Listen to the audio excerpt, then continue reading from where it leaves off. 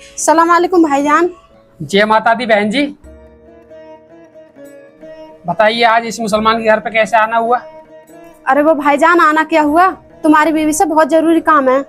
तो तुम्हारी बीवी घर पे है क्या? हाँ हाँ बहन जी होंगी, आ जाओ अंदर।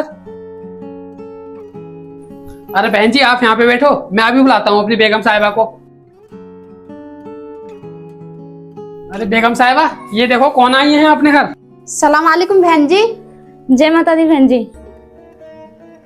अरे बेगम साहिबा, तुम बच्ची को मुझे दो, बहन जी के लिए नाश्ता लेके आओ। अरे भाईजान, तुमने नाश्ता मत मंगाओ, क्योंकि आज ना मेरा व्रत है। नाश्ता फिर कभी करेंगे।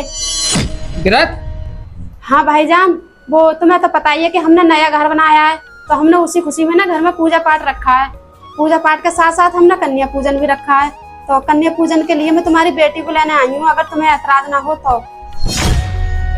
अरे भाईजान भेज दो ना। वो क्या है कि मैंने पूरे मोहल्ले में घूम के देख लिया, तो 6-7 कन्या तो हो गई हैं। एक आपकी हो जाएगी तो 8 हो जाएंगी, और आप अगर भेज दोगे तो आपके पड़ोसी भी भेज देंगे। तो इस तरह से पूरी 9 कन्या हो जाएंगी, तो मेरा अच्छे से कन्या पूजन हो जाएगा। प्लीज भाईजान भेज दो ना। अरे भाभी जी, आप यहाँ पे आई हो बच्ची को लेने? तुम्हें पता नहीं है ये अलग धर्म के लोग हैं। ये कहाँ हमारे कन्या पूजन में अपनी बच्ची को भेज देंगे। चलो यहाँ से और कहीं देखते हैं। अरे भाईजान रुको, किसने कहा तुमसे कि तुम्हारे कन्या पूजन में हम अपनी बच्ची को नहीं भेजेंगे?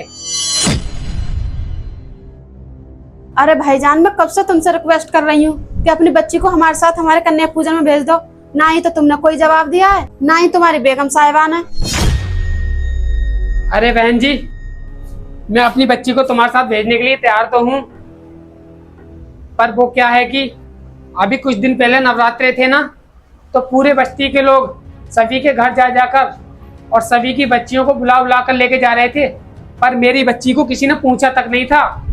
क्यों नहीं पूछा? कि हम दूसरे धर्म से हैं ना, इसी वजह से। तो इसीलिए आपको हमने कोई जवाब नहीं दिया।